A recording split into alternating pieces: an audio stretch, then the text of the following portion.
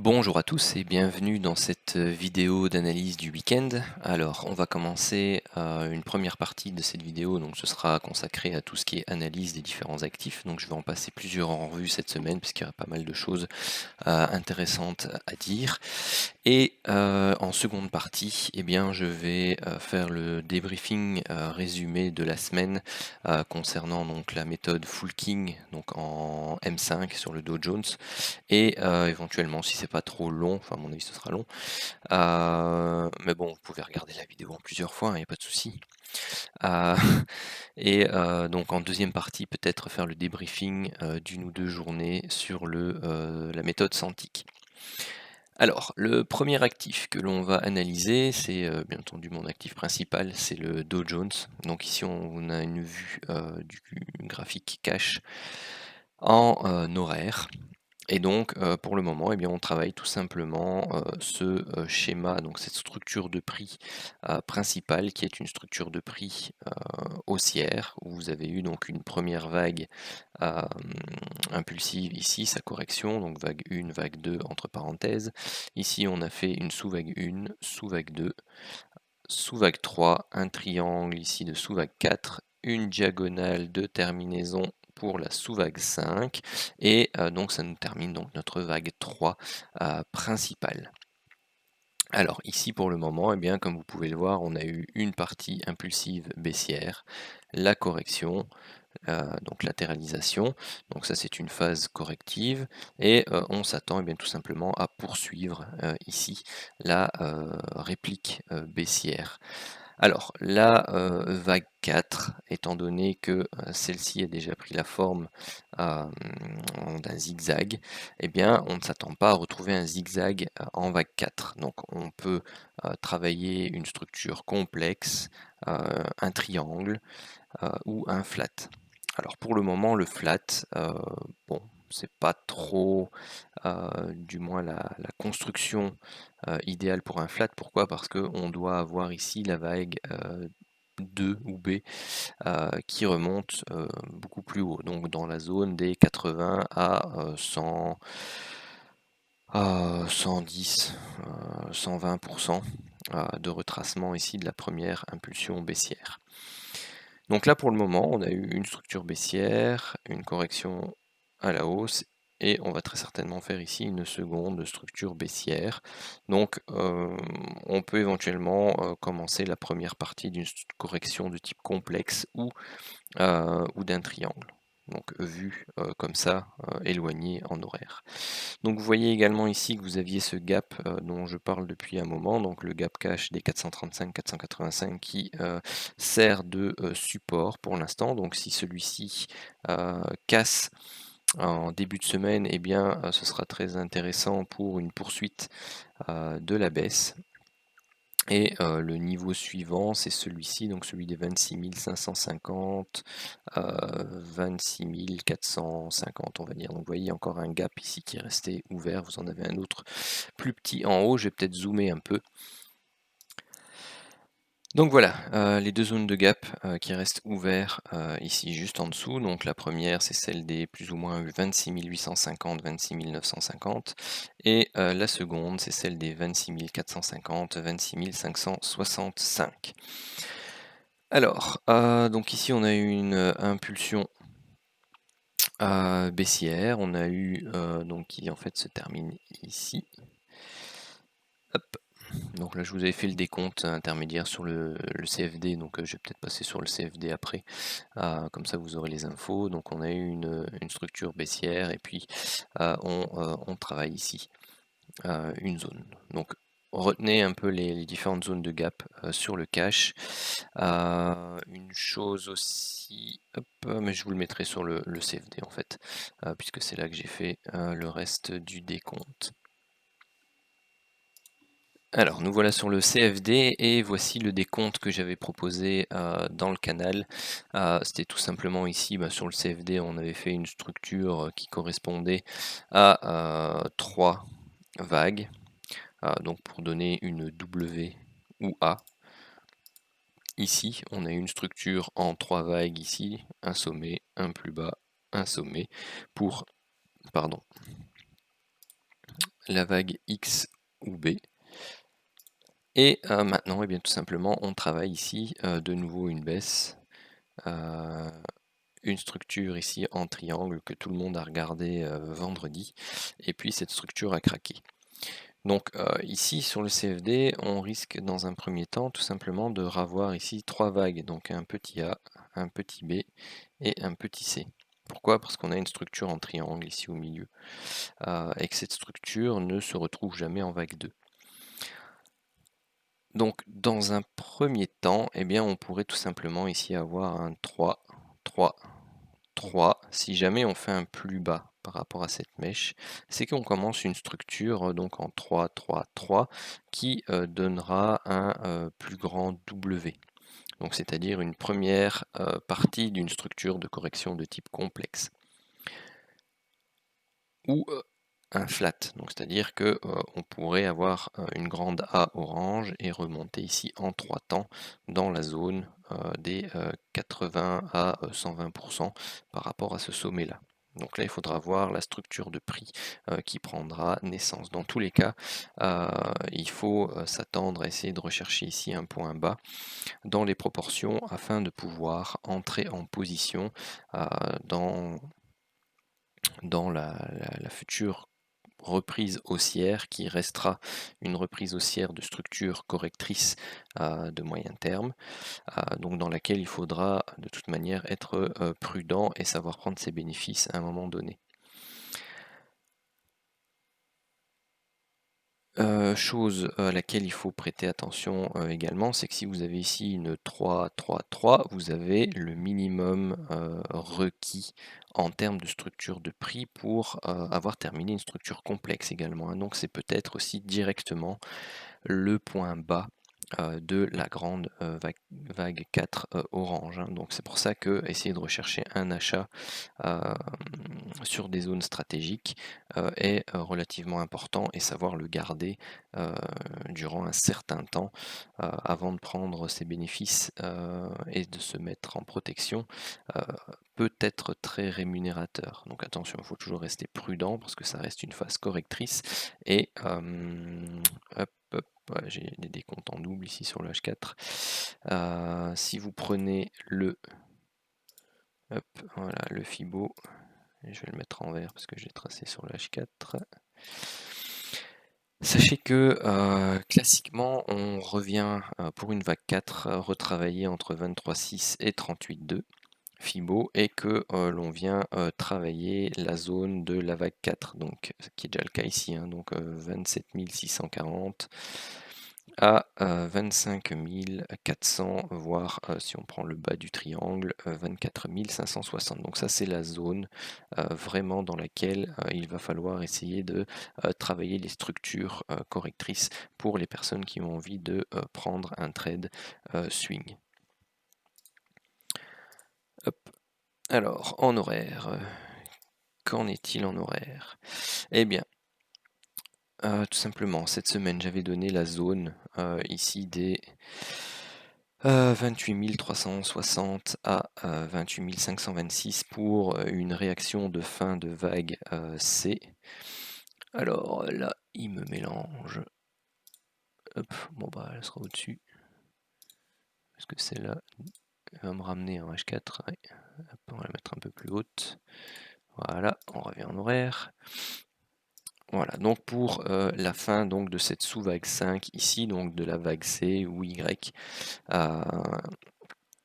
ici donc qui nous donnait notre fin de vague X ou B.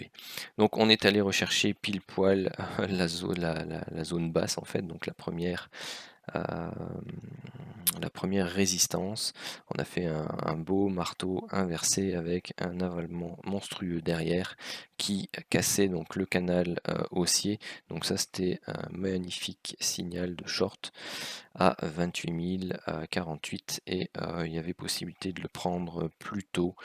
Donc pour les personnes qui travaillent le full king, il y avait un magnifique setup de divergence baissier ici qui vous permettait de rentrer sur le 100 tick pour un trade swing baissier, hein. Donc parce que ouais, ça aurait été pris mercredi et bien tout simplement vendredi vous auriez pu prendre des bénéfices et encore sur la partie du triangle qui est ici. Vous voyez qu'on a eu ici 1, 2, 3, 4 et 5, donc une première structure baissière notée 1 ou A. On a eu ici ce magnifique triangle, donc vous avez ici petit a, petit b, petit c, petit d et une petite e un peu plus longue que prévu, dû tout simplement au fait que vendredi c'était les 3 sorcières et qu'il y a eu donc beaucoup de travail ici au niveau de la vague E. Et donc ici sur le sommet, vous avez pour l'instant une structure qui fait une baisse, une hausse, une baisse, une hausse, et donc il faut voir la structure qui va prendre forme ici. Pourquoi? Parce que vous avez cette mèche là qui pénètre la mèche basse ici.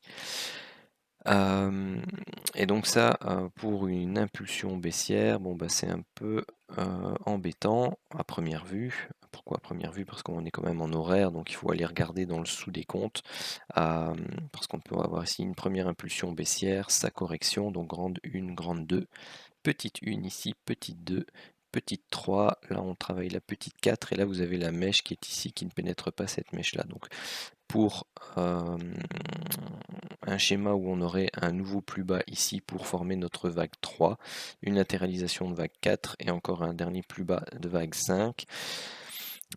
Donc si cette structure impulsive baissière-ci ne casse pas les plus bas qui sont là, il y a de fortes chances que l'on rentre dans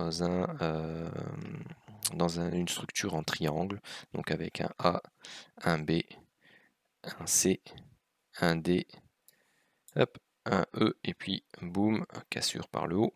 Si on vient faire un plus bas par rapport à cette mèche-là, eh bien on rentre plutôt dans une structure, donc à ce moment-là, enfin pour le moment, on va dire temporaire, d'une structure en W, X et Y. Donc soit c'est la structure complète de la vague 4 et on repart à la hausse, soit c'est une première partie d'une structure complexe de degré supérieur et donc on a un grand W ici. On va rechercher un triangle, un zigzag ou un flat pour la vague X, et ensuite on devrait travailler une vague Y si on est en complexe. Si on est dans un flat, donc on aurait fait ici la vague A, la grande A qui se terminerait ici, la grande B qui remonterait relativement haut, et ensuite une impulsion baissière relativement pentue pour la vague C du flat. Mais bon, pour l'instant, on va observer tranquillement ce qui se passe en début de semaine sur cette structure-ci, afin qu'il puisse nous confirmer tout simplement quelle est la direction exacte qu'il va nous donner. Dans un premier temps, moi je m'attends à une continuation de la baisse, donc avec éventuellement des périodes de stabilisation, avant d'aller rechercher une zone, donc en dessous de ce point-là, donc entre les 27 440 et les 27 200 pour un rebond, et voire plus bas si tout simplement on accélère ici à la baisse et si on fait une petite vague C noire en extension. Voilà pour le Dow Jones. Alors, le deuxième actif que je vais analyser, c'est le dollar index. Pourquoi? Parce que tous les autres qui suivent derrière sont reliés, entre guillemets, au dollar, que ce soit le gold, le WTI, l'USD CAD, et les autres, qu'on va voir, je ne vais pas tous les citer. Mais donc, là où j'en étais dans mon analyse dans les dernières vidéos sur le dollar index, tout simplement, bah, ici on avait eu une forte impulsion, et derrière, hop, pardon, une forte baisse. Donc ici ensuite on a eu un triangle, donc soit W ou A, ici B ou X, et derrière ici on travaille une impulsion baissière, une structure correctrice, une impulsion baissière, et puis là hop, une dernière structure. Alors soit ici c'est une nouvelle structure correctrice, et donc là elle nécessite encore un plus haut avant de repartir à la baisse, soit bien tout simplement elle s'est terminée ici. Pourquoi? Parce que ici ça peut former en fait ce qu'on appelle une diagonale de terminaison. Donc ici elle est quasi parallèle, donc elle n'est pas en compression, elle n'est pas en extension, elle est quasi parallèle, et donc elle peut s'interpréter ici pour le moment sous forme d'une diagonale de terminaison. Et donc si c'est le cas, et bien tout simplement on vient de vivre ici une première impulsion, on travaille la correction et on devrait ne pas redescendre ici en dessous et continuer bien tout simplement la reprise haussière du dollar. Donc si je passe, c'était en horaire je crois, hop là, voilà ici, donc voilà ce que j'expliquais, si j'arrive à le montrer. Et bien tout simplement ici on a eu une première structure haussière, puis là on a clairement 3 temps, 1, 2 et 3 temps pour une baie, et puis là on travaille une structure baissière. Donc là est-ce qu'on a fait une première phase, on va corriger et puis on va redescendre pour faire un plus bas par rapport à la vague A. Donc ça, ce serait le scénario idéal pour ici avoir une vague 1, une vague 2 et une reprise haussière. Par contre, si on repart sans faire de nouveau plus bas, eh bien, il faudra analyser la structure ici pour voir quelle forme elle prend. Donc si elle prend la forme d'un triangle par exemple, et bien tout simplement vous aviez ici petit a, petit b, petit c, petit d, petit e, à ce moment-là ceci ne peut plus être une vague 1. Et donc c'est une vague A, on aurait la vague B du triangle et la vague C, et donc c'est le scénario dans lequel je vous expliquais que la structure correctrice n'est pas terminée et que l'on doit encore avoir un nouveau plus bas journalier. Dans ce cas de figure-ci, eh bien tout simplement on va dans un premier temps attendre la confirmation de ce nouveau plus bas avant de pouvoir anticiper une reprise haussière un peu plus importante. Par contre, c'est pas parce qu'on a ce nouveau plus bas par rapport au petit A qui est ici qu'on est forcément en vague 1, en vague 2 et puis qu'on travaille la vague 3. Hein. Attention, ça peut très bien aussi être une vague 1, pardon, une vague grande A, grand B, et puis on travaillera la grande C. Donc là, il faudra de nouveau toujours être attentif à la structure de prix qui prendra forme une fois que l'on aura cassé ici les plus hauts des 9365. Dans tous les cas, les scénarios principaux, qui soient de continuation correctrice ou reprise haussière un peu plus longue, nécessitent ici donc une cassure de ces niveaux et une relance du dollar à court terme. Donc ça c'est la partie, on va dire, où vous avez les probabilités les plus importantes par rapport aux différentes structures de prix en place.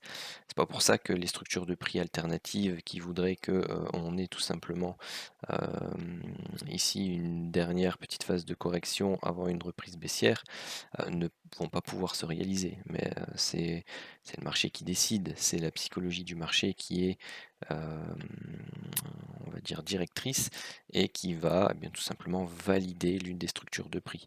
Après, nous ce qu'on recherche ce sont les convergences, ce sont les probabilités que et bien tout simplement cette structure de prix puisse se réaliser plus qu'une autre, et c'est ce qui fait que l'on établit nos plans de trading principaux et ensuite les secondaires.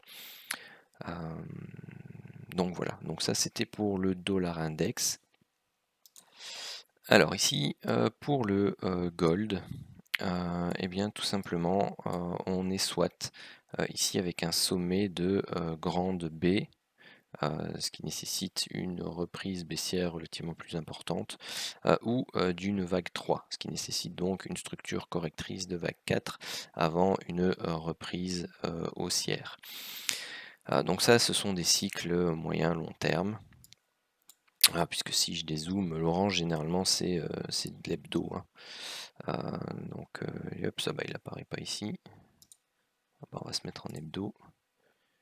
Hop, voilà. Donc vous aviez eu le fameux plus haut historique ici là, des années 2011, la baisse qui pouvait être interprétée sous une forme de vague A ou de vague 1. Ici, du coup on voit plus mon B. Mon B ici, donc ici là vous avez Donc la première hausse, la vague A, donc vous avez ici cette partie-là qui peut être interprétée comme un triangle. Si ça c'est un triangle, ici on peut donc pas, ça ne peut donc pas ici être une vague 1, donc on va chercher ici une vague A, une vague B et une vague C. De plus, dans mes précédentes vidéos, j'expliquais que la structure de prix qui était ici était un flat au milieu de nulle part, et donc pour moi c'était, d'ailleurs on le voit sans doute encore en journalier, voilà, c'était ici une première structure haussière pour la vague Y, donc ici une W, un flat pour un X, et on cherchait une structure ici en A, B et C pour la Y. Donc ce qui a eu lieu pour l'instant. Donc moi ça c'est mon scénario principal pour le moment. Après le scénario alternatif, bien tout simplement voudrait qu'ici on ait eu une vague 1, une vague 2 et là on travaille la vague 3, donc ici en orange, hein, donc je vais vous le mettre comme ça. Hop, au moins c'est complet.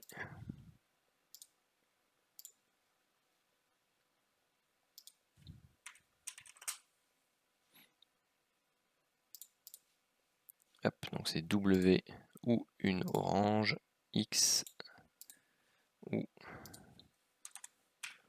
2 orange, et donc dans ce cas là si c'est la 3 orange, et bien tout simplement on a la vague 4. Si c'est ici notre vague Y qui est terminée, donc notre vague C, et bien on doit se trouver avec quelque chose qui va dégringoler assez fortement.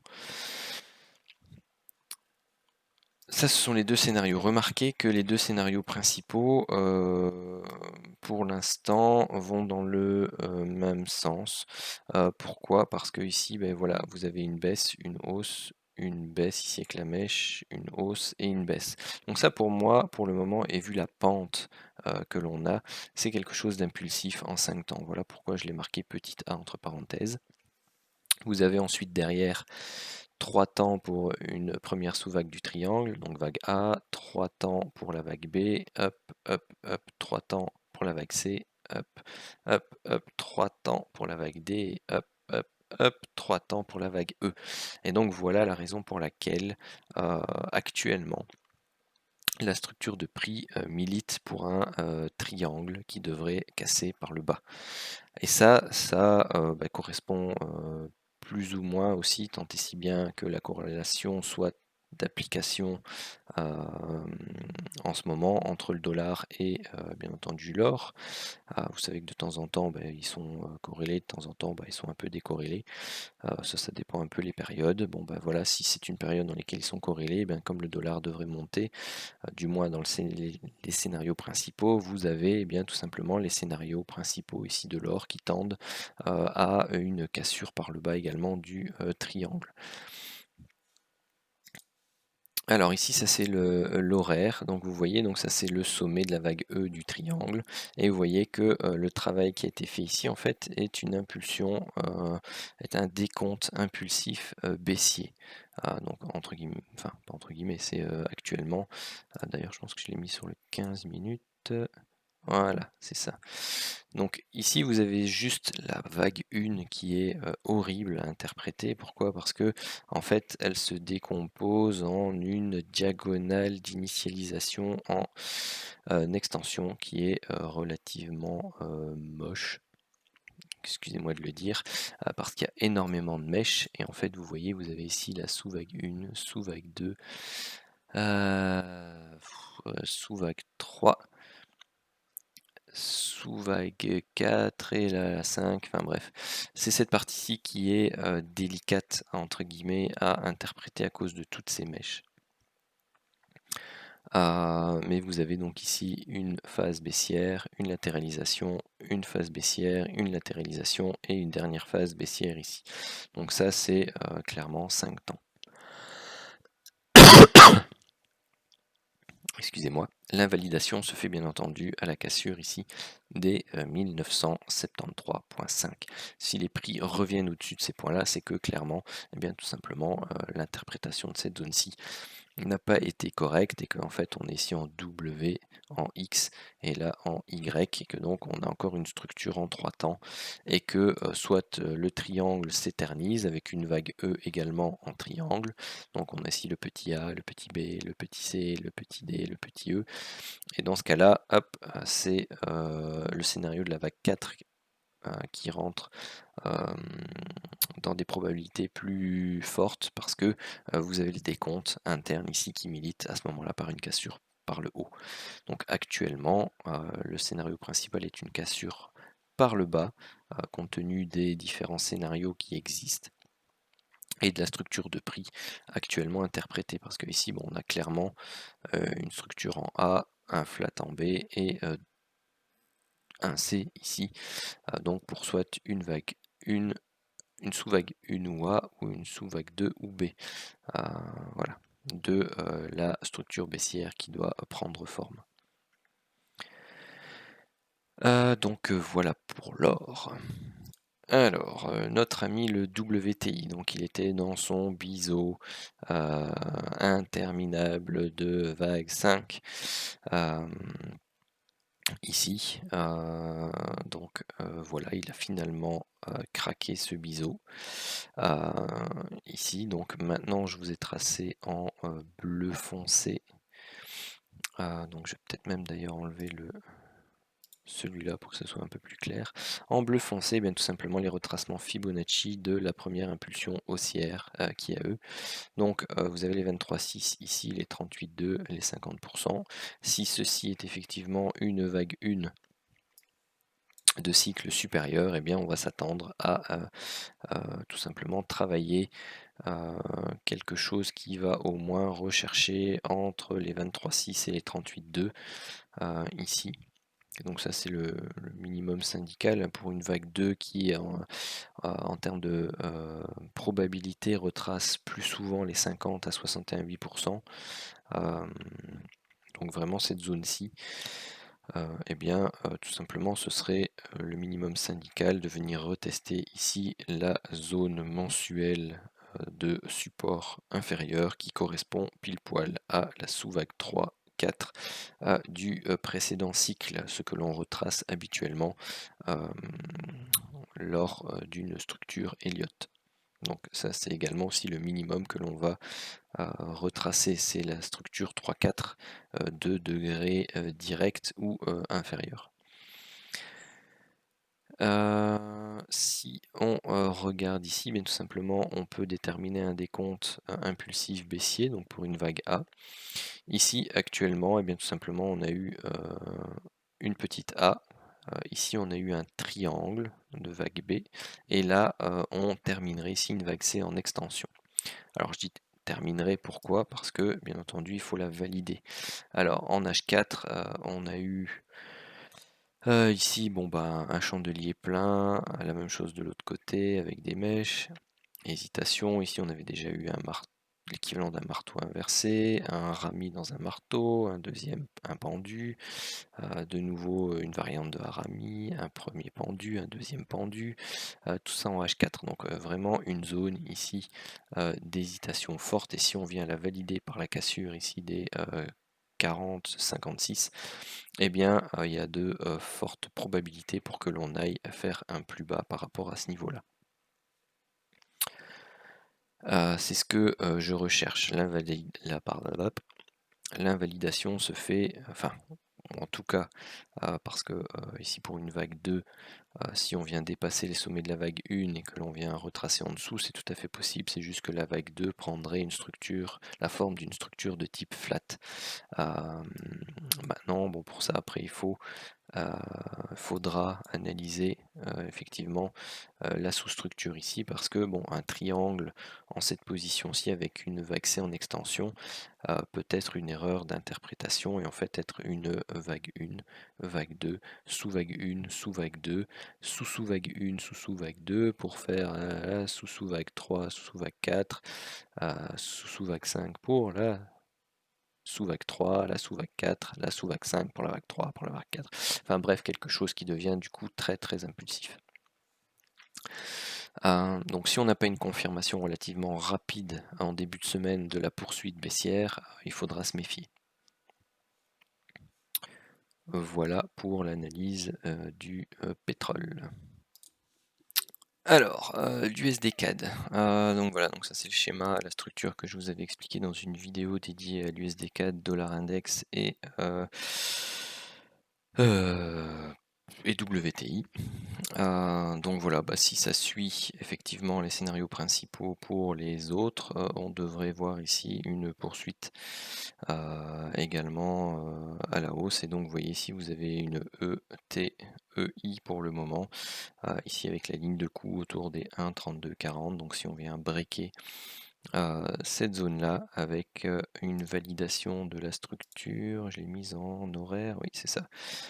Donc là vous aviez la diagonale de terminaison étudiée dans la dernière vidéo, et là tout simplement vous avez commencé avec une diagonale d'initialisation en extension qui n'était pas évidente. D'ailleurs elle m'a fait sortir ma position d'achat que j'avais ici, donc j'attends avec impatience la résolution de cette structure de consolidation qui, bien tout simplement, j'aimerais qu'elle valide ici un dernier plus bas pour une vague 2, puisqu'ici on aurait fait l'impulsion baissière pour la vague A, une structure en flat pour le moment pour la vague B, mais ici la structure qui est mise en place ici, et bien tout simplement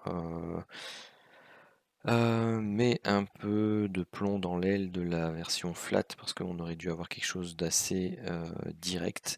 Donc maintenant, est-ce qu'on a eu une vague 2 tronquée et que l'on va repartir directement? Donc ça c'est possible aussi, et c'est ce que l'on peut voir également sur le dollar index. Donc on peut très bien aussi avoir ici une vague 2 tronquée.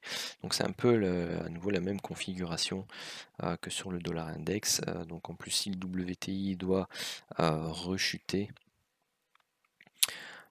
et bien tout simplement ça affaiblit le dollar canadien, le dollar index qui monte, donc vous avez une double configuration pour une poursuite haussière, ce qui pourrait lancer ici une vague 3 relativement forte, en plus, d'autant plus si on a une vague 2 tronquée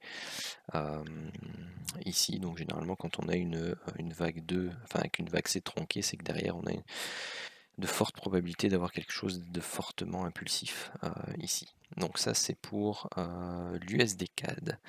Donc soit vous achetez le break ici du sommet de la vague 1, soit vous attendez le repli et vous travaillez une structure sur repli pour prendre donc un achat avec un stop bien entendu ici en dessous, parce que si on vient à casser ces plus bas là, c'est que l'on invalide et bien tout simplement le scénario de la fin de la correction, et que donc ici on était simplement dans la fin d'une sous-vague, et là on travaille quelque chose de type par exemple petit A, petit B, petit C, petit D, petit E, éventuellement un triangle, et puis on repart à la baisse pour une dernière structure baissière.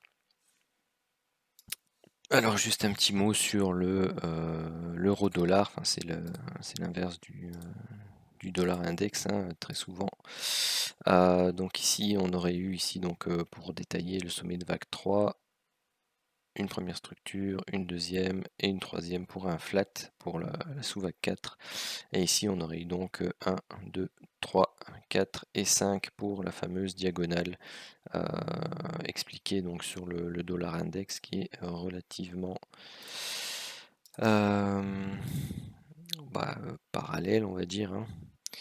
Ici donc là vous l'avez, donc là on aurait le sommet, et ici donc vous avez la première structure baissière, sa correction, est-ce qu'elle est terminée ou est-ce qu'elle nécessite un plus haut ici avant de repartir? Et donc c'est là où bien effectivement on attend aussi sur le dollar index tout simplement un plus bas. Et puis attendre justement une reprise haussière et donc une reprise baissière sur l'euro USD. Donc depuis ça hausse, c'est ce que je l'ai mis à jour. Donc voilà, donc moi je l'avais analysé de cette façon-là, l'euro USD. Donc on avait eu la grosse reprise haussière ici en 5 temps. Ici, et bien tout simplement, compte tenu que c'était relativement je vais dire uniforme, mou, très, une descente en crabe comme ça, c'est jamais facile à interpréter. Moi je m'étais, repéré par rapport aux grosses structures, internes. Donc là vous aviez clairement ici un zigzag, là vous aviez clairement ici une structure en flat.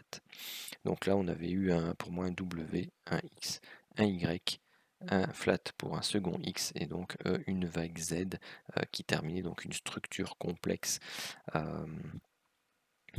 de 3 parties, donc 1, 2 et 3, dont la Z en fait était un triangle qui s'est terminé donc ici et par lequel nous sommes brillamment sortis par le haut. On a même ici cassé la zone de diagonale baissière mensuelle, donc on l'a percé, on la teste. Donc voilà, ici pour l'instant, pour moi, hop, on aurait terminé donc cette vague 5 et donc on devrait corriger et comme on va en général rechercher la première sous-vague, sous-structure 3-4, donc c'est cette zone là, donc la zone qu'on a vue entre 1, 19, 10 et 1, 17, 02, ça c'est la première zone de travail et vous voyez qu'on la travaille déjà. Ensuite, la seconde, c'est celle-ci, hein, elle est beaucoup plus basse. Donc c'est la zone ici des 1,1430 à 1,1170. Donc au niveau retracement Fibonacci, hop, les voilà. Donc la première correspondrait au 23,6, la deuxième à la zone 61,8. Généralement pour une vague 2, bon, bah, c'est la zone 50 à 61,8 qui est la plus recherchée comme expliqué tout à l'heure.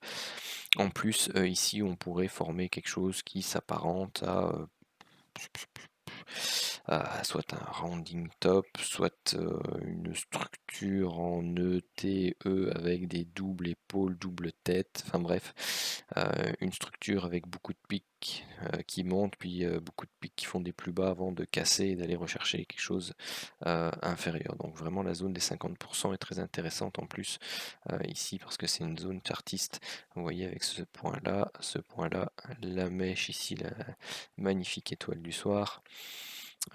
Et ces zones-ci. Donc c'est une zone très intéressante pour analyser, pour un retournement aussi, en tout cas sur l'euro-dollar. Vous voyez également que l'indicateur de variation, eh bien, tout simplement commence à diverger assez fortement par rapport à la hausse qui est là. Donc pour une diagonale de terminaison, c'est pas inhabituel, c'est même très intéressant.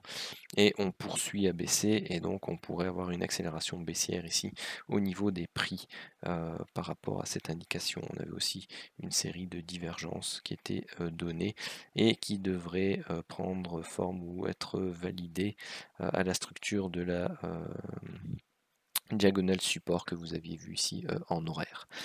Donc voilà, j'ai terminé ici la partie analyse, 38 minutes sur tout simplement les différents actifs principaux que je vais scruter la semaine prochaine. Donc à partir de maintenant, je vais faire un débrief que je vais essayer de faire assez rapide pour maintenir la vidéo autour des 1 heure sur au moins la méthode M5 ou les résultats que ça a donné, puisque c'était pas une semaine évidente au final, puisque ça a été assez calme pendant certaines parties avec des accélérations à d'autres moments. Donc voilà. Alors, pour la méthode M5, donc on avait fait différentes vidéos de débrief en début de semaine, donc je vais peut-être pas non plus repasser sur tout ce qui a été fait. Donc sachez que lundi, il y avait possibilité de faire 180 points, que mardi, il y avait possibilité de faire 205 points, que mercredi, c'était une journée assez difficile déjà. Donc là, on a eu plus de stops qu'habituellement, donc là, c'était plus ou moins 45 points. Ensuite, la journée de jeudi, donc bon, j'ai pas fait le...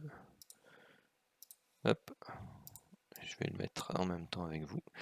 Donc la journée de jeudi, qu'on n'avait pas débriefé, donc bon, elle commence ici après 9h, donc voilà, donc la boîte qui est grisée ici, c'est toujours une boîte, on va dire, chartiste que j'avais tracée, pardon, pour en fait faire avoir une E, une tête très allongée, et puis une E, donc qui a manqué ici et puis qui a fait une épaule droite un peu difforme avant de partir ici à la hausse et d'aller rechercher normalement, je crois, l'objectif de cette ETE ou quasi.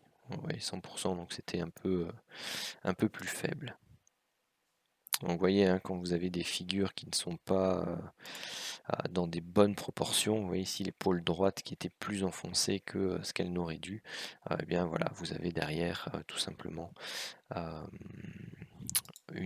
pas une anomalie, mais une difficulté à aller rechercher l'objectif théorique. Alors, au niveau des structures de prix données par le range court terme, et bien tout simplement vous aviez, où est-ce qu'on est passé ici, une première boîte qui est dessinée en rouge qui n'a pas été validée. Pourquoi? Parce que dans la partie qui suit, on a eu une nouvelle boîte qui s'est dessinée. Je vais zoomer un peu plus peut-être pour qu'on voit mieux les points. Donc avec plus de 3 points, donc à partir du moment où vous n'avez pas eu de break significatif et que vous avez de nouveau 3 points qui s'affichent sur l'indicateur de range, l'ancienne boîte, je rappelle, on l'oublie et on travaille la nouvelle. Donc je dis boîte parce que c'est ce qui arrive dans la plupart des cas. Vous avez la possibilité de travailler des canaux correctifs, un peu comme, mais bon, celui-ci a de nouveau été invalidé, donc là vous aviez un canal baissier ici dans cette boîte là par exemple. Ici là c'est une boîte tout simplement. Vous aviez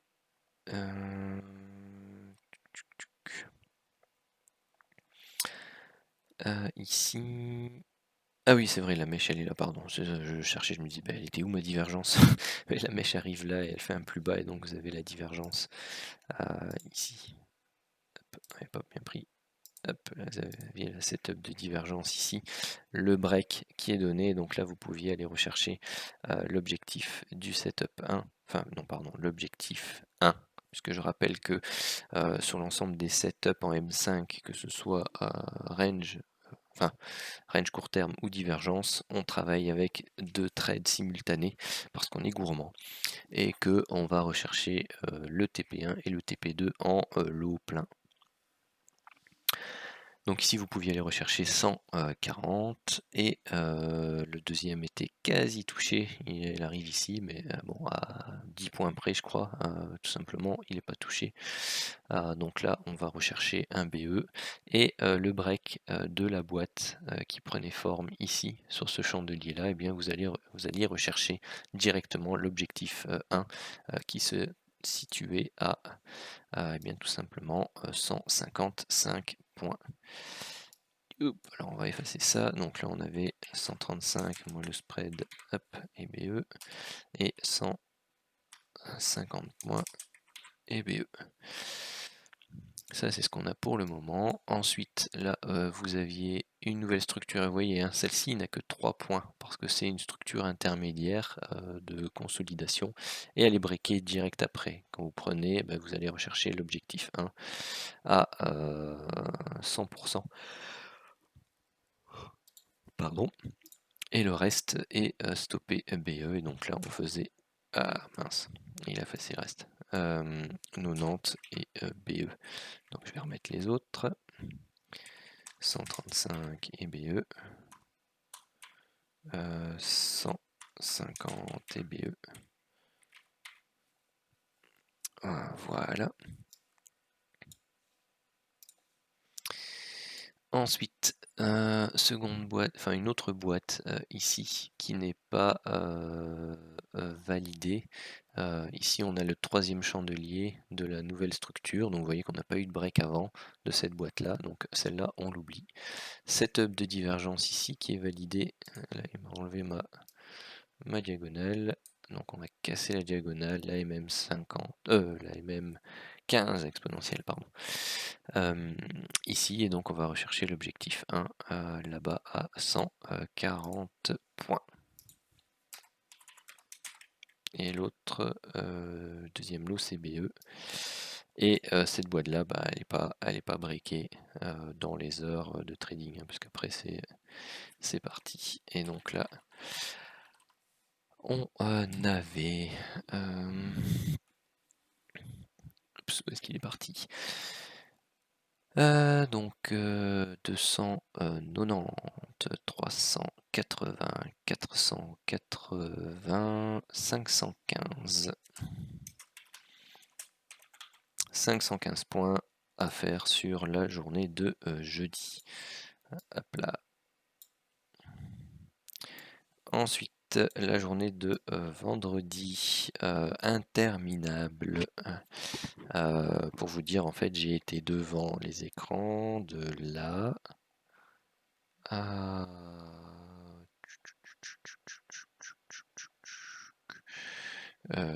ici quelque part.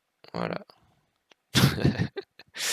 Et donc là, vous avez une magnifique structure de consolidation latérale qui n'a pas été validée. Et puis derrière, vous aviez hop, ce magnifique triangle cassé ici, bien entendu, une fois que j'étais plus là. Et qui vous donnait votre objectif 1 qui était à 200 points. Donc le résumé de vendredi, il n'est pas compliqué à faire. Hop. C'est pour le moment 200 points et bon, toujours dedans avec le second lot, mais voilà, faut voir ce que ça va donner ici en dessous. Donc pour la semaine, on va le compter comme ça. Et donc pour le M5, vous aviez 715, 760, 965, 1145 points à faire sur la semaine. Sur le setup M5. Donc là, il me reste un quart d'heure. J'ai le temps de faire une journée ou deux de débrief en Cintiq. Tuc, tuc, il est ici. Ah bah non, c'est pas lui. Hop, il est où? Ah, il est là-bas. Hop. Juste avant le petit résumé, où est-ce qu'il est, de la semaine, le petit fichier Excel. Alors, qu'est-ce qu'il a donné? En setup 1, il a donné 660 points possibles. En setup 2, 1445 points possibles. Toujours un taux de trade perdant inférieur à 15%. Il vous donnait déjà sur le début du mois de septembre entre 3000 et 5500 points possibles. Je répète à nouveau, c'est pour les personnes qui sont devant les écrans de 9h à 21h30 et qui prennent tous les setups qui se présentent. Si vous êtes gourmand, que vous faites comme pour le M5, que vous prenez 2 trades en même temps à chaque fois avec un lot pour l'objectif 1 et un lot pour l'objectif 2, vous étiez à 2100 points, plus les 1100 de l'autre, ça faisait 3200 points possibles en travaillant le M5 et le Cintiq. Donc voilà, il y a de quoi faire, même si vous ne prenez pas tout, si vous faites 500 à 1000 points avec l'ensemble des setups, je pense que c'est déjà une semaine qui est relativement intéressante. Alors, commençons par... c'est quoi? On est toujours vendredi là? Bah, prenons vendredi, 18 septembre. Alors, il y avait eu un setup de divergence haussière à 3h30 prioritaire, donc il s'est clôturé, pouf, ici, presque avant l'open. Vous n'aviez pas eu d'alerte hors zone grisée qui vous permettait de reprendre un trade dans le sens de la priorité qui est donnée par ce setup de divergence. Il se termine là, vous attendez vos 15 chandeliers, vous êtes libre de priorité, setup de divergence baissier, 27 950, et puis c'est parti, donc là c'est le haut de la structure du triangle, vous allez rechercher premier objectif 60 points, deuxième objectif 150 points. Ensuite, il se termine là, donc là il n'y a pas de validation de divergence. Pour rappel, on est à contre-tendance, donc on ne peut pas prendre les alertes bleues qui sont données là. On valide la divergence qui est donnée ici par le break, donc soit là, soit un peu plus haut, moi je les considère un peu plus haut. Vous allez rechercher le TP1 ici sur la ligne de tendance long terme, 45 points, enfin 40 points avec le spread. Grosso modo, hein, c'est pas un spread de 5, hein, mais j'aime bien arrondir à des chiffres 0 ou 5, tout simplement. Et ici, eh bien, tout simplement 130 points. Généralement, j'arrondis à l'inférieur. Vous voyez, je suis pas rindin dans les points. Je me mets du côté négatif pour les statistiques. Ensuite, donc la priorité s'éteint après 15 chandeliers ici. Vous avez un setup de divergence qui est donné, validé là. On va rechercher l'objectif, le TP1. Vous voyez que le TP2, c'est difficile, on n'y arrive pas. Donc on se fait stopper ABE sur celui-là. Ici, par contre, vous avez une alerte King TT donnée dans le sens du setup de divergence qui, pour rappel, n'est toujours pas invalidé puisqu'on n'a pas breaké les plus hauts niveaux des prix ici. Donc vous avez l'autorisation, on va dire, suivant les règles, de prendre cette alerte-ci à la baisse. L'objectif, c'est le plateau rouge et vert opposé, donc c'est plus ou moins 30 points. Après, je sais que vous pouvez, certains le font, l'utilisent ce type d'alerte pour soit entrer dans un setup de divergence dans lequel ils n'ont pas eu l'occasion de rentrer, pardon, soit pour re-entrer, prendre un renfort dans le setup de divergence dans lequel ils ont été stoppés ABE ou ils sont encore. Et à ce moment-là, ils ne vont pas chercher le TP standard du King TT, mais ils vont chercher l'objectif du TP2 sur l'enveloppe long terme opposée. Tout simplement, qui donnait ici, si vous n'étiez pas sorti ABE, juste pour info, 125 points. Après, voilà, vous pouvez utiliser ces alertes pour entrer en position. Vous n'êtes pas obligé de prendre vos TP sur les TP qui sont conseillés. Moi, je les prends parce que ça fait partie de la méthode et que je les montre dans les statistiques, dans les débriefings, d'un point de vue éducatif et d'un point de vue statistique de performance du système. Parce que malheureusement, personnellement, je ne peux pas vous fournir un track record complet de l'utilisation du système, tout simplement. Pourquoi? Parce que je travaille et que je ne trade pas à temps complet, même à temps, on va dire, très partiel. Et souvent, quand je suis devant les écrans, c'est un peu comme vendredi, il n'y a rien à faire, et puis c'est au moment où je dois partir que ça commence, et que les setups se mettent, les bons setups se mettent en place. Donc, vous imaginez bien ma frustration à chaque fois. Donc voilà, donc ça c'est pour la partie, on va dire, informative. Donc certaines personnes prennent position et se servent ça pour entrer de manière relativement tôt dans un trade intraday plus long ou tout simplement pour faire une entrée swing.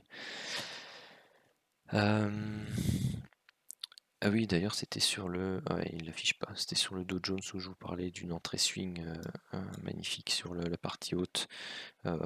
Si on a le temps, je vous la montrerai peut-être. Voilà, donc ensuite ça baisse. Donc là, on n'a rien à faire. Pas de setup validé. Donc là, on a un setup de divergence baissier, mais hop, on rebondit, on se fait stopper.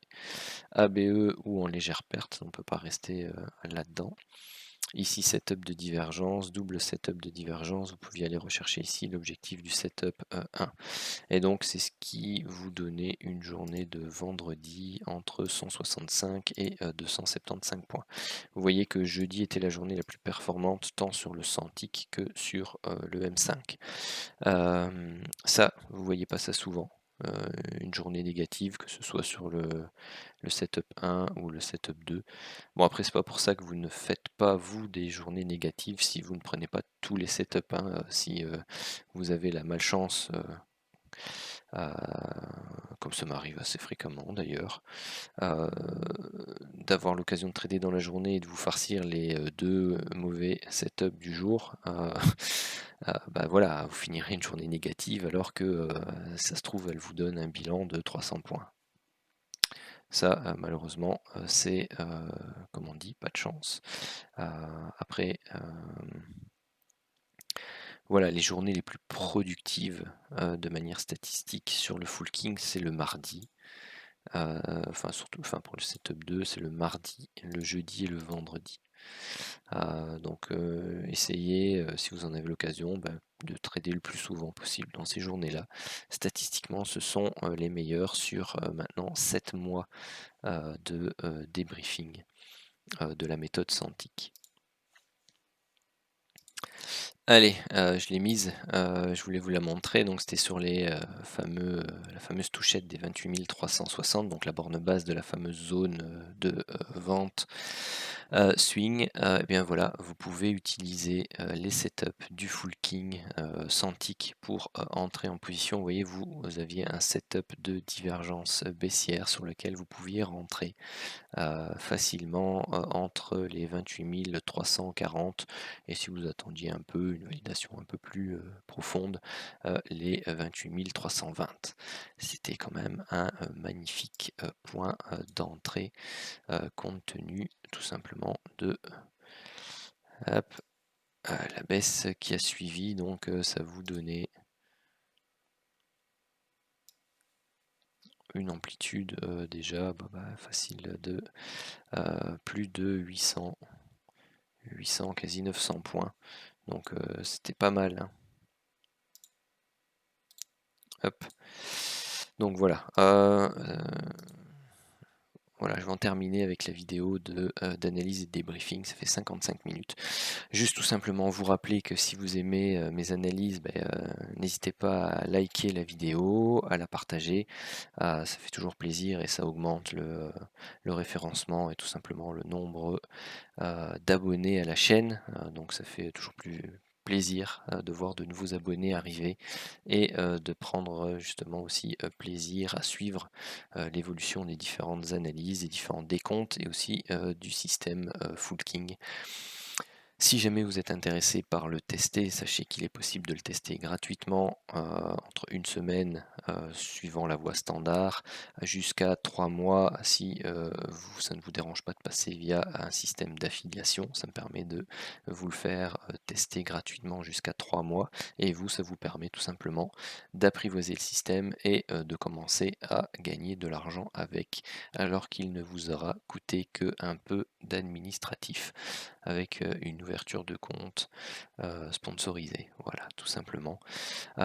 Si vous intéresse que l'affiliation ne vous intéresse pas, tout simplement sachez qu'il est en location à partir de 120 € par mois. Il est disponible sous PRT et sous MT4. Voilà, n'hésitez pas aussi à en parler à vos amis si vous trouvez le système intéressant. Il y a des petits cadeaux pour ceux qui, bien entendu, me référencent et m'envoient de temps en temps des nouveaux abonnés.